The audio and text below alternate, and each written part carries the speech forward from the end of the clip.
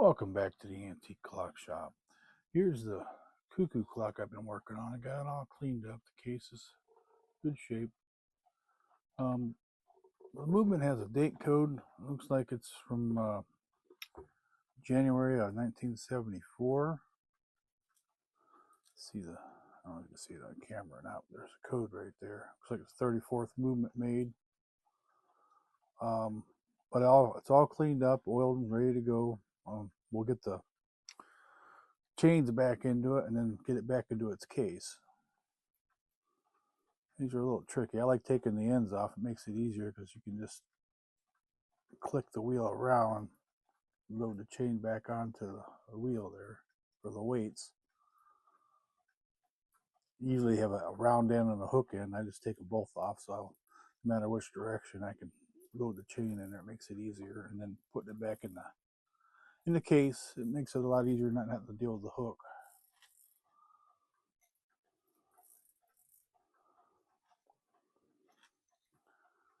You got the other side.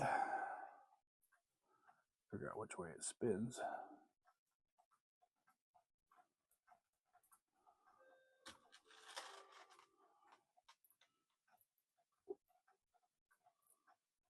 Well, this one's a little trickier. Once you get the hook or the little sprocket in there, get it working around, it'll drop right in by itself.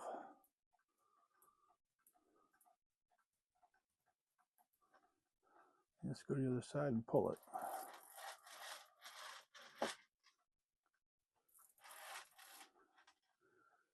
Now, without tangling everything up, take the case, flip the case over.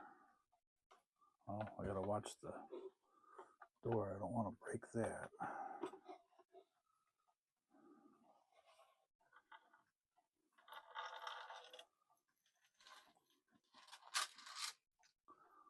The nice thing about this one is it's one big slot instead of, oh no, they do have the extra hole. Okay, I thought it was just a slot, but that's for the pendulum.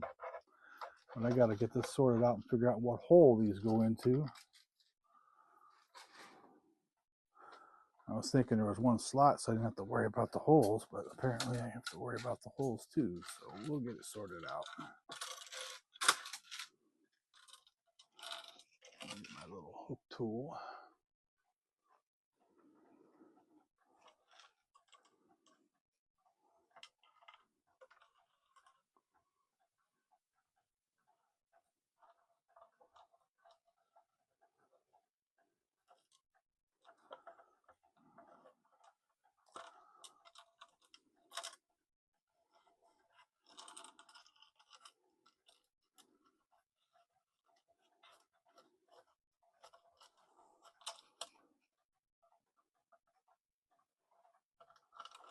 There we go.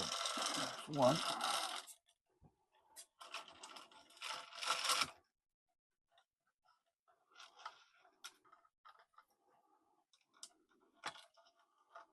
Now this one's a nice big hole here.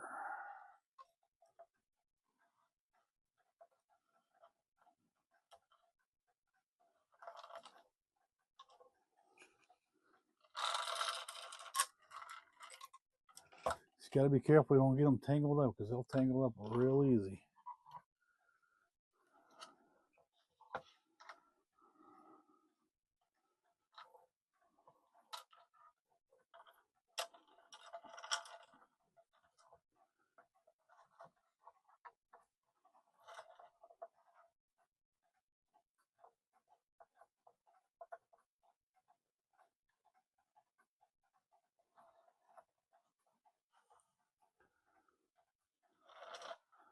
Using that little hook makes it easy. Trying to get it in there without it sometimes can be a bear.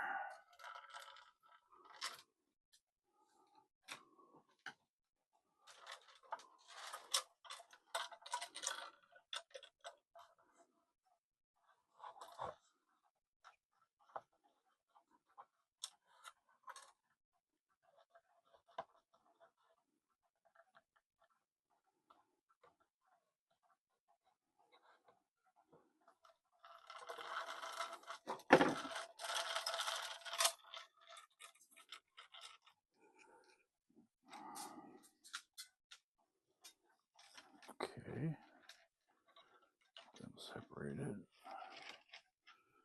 Okay, now we're going to drop the movement into place.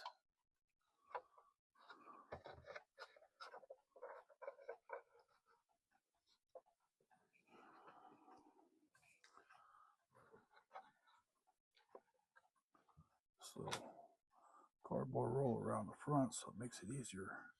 So the arbor sticks out the front and it makes it difficult to lay it flat.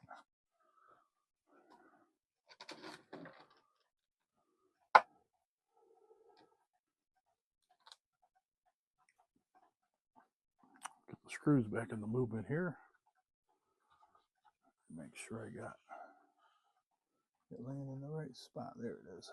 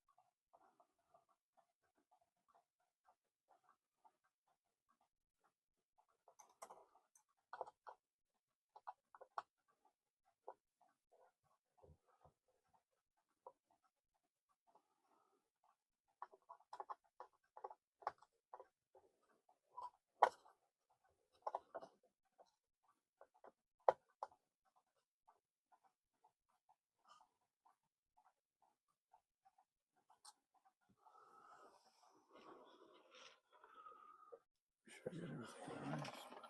Yep, there it is. Looks good. Well, the next step is to get the little bird back on the perch there.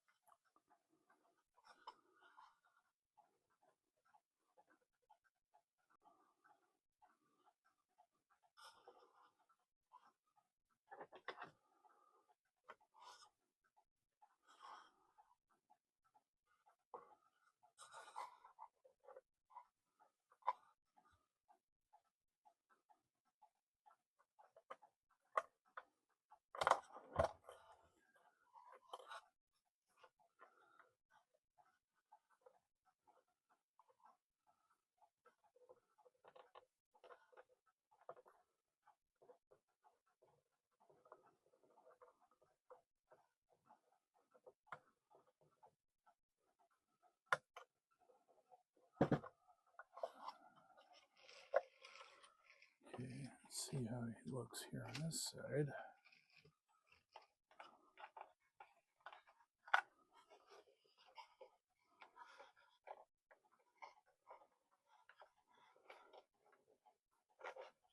Okay. A little piece of wire that hooks onto the door, and then as the bellow comes up, there's a wire that kicks the back of the bird, so he'll clear the opening as he goes through it. little wire here has got to hook on the door so the door opens.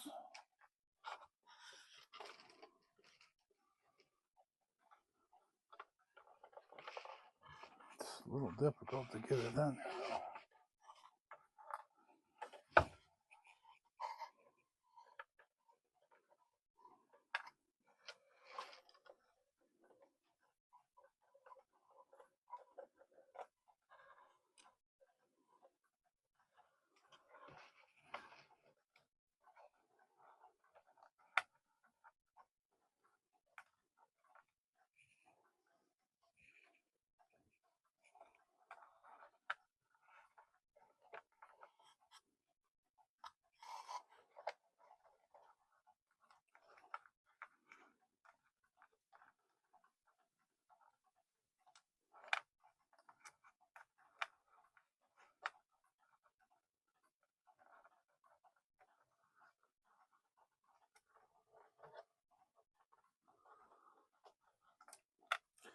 Yeah, I have to get some tweezers or something to grab it.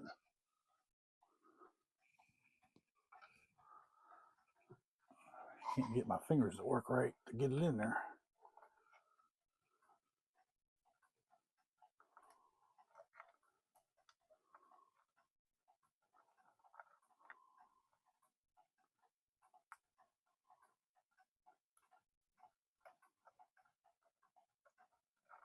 There we go. Let's see. There are pliers. Oh, he closed the door on me. Oh, sure. Gets in there right. Put this down. This doesn't fall off. And there it is. Lock that for now.